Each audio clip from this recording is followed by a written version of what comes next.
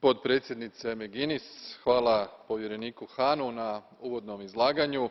Ja ću se u svojih minutu i 30 osvrnuti malo više na situaciju u Ukrajini, a moje kolege Gahler i Štětina će govoriti više o Moldovi i o Gruziji, pogotovo danas o Moldovi gdje je bilo glasovanje o povjerenju, ali čujem i određene proteste koji se trenutno zbivaju u moldavskom parlamentu.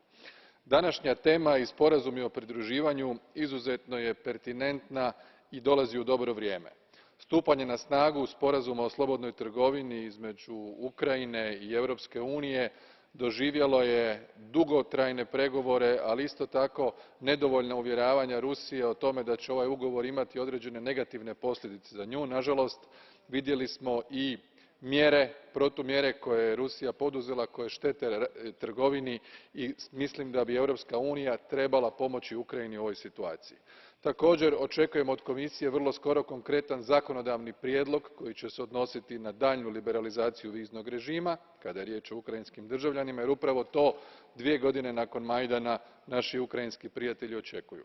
Treće je da trebamo nastaviti s potporom sigurnosti u provedbi sporazuma iz Minska, decentralizaciji i snažnoj provedbi svih obaveza iz sporazuma o pridruživanju gdje mi kao Parlamentarni odbor za pridruživanje od strane Parlamenta dajemo snažnu potporu i Vijeću i Komisiji u tom procesu. I posljednje, želimo da se predstojeći referendum u Nizozemskoj u travnju odvije na način da se omogući pozitivan rezultat i stupanje sporazuma o pridruživanju na snagu. Hvala lijepa.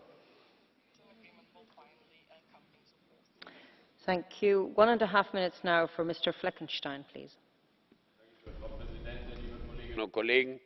Wir begrüßen, dass seit dem 1. Januar dieses Jahres de facto alle 3 Staaten an Bord sind. Mit dem Assoziierungsabkommen bietet die EU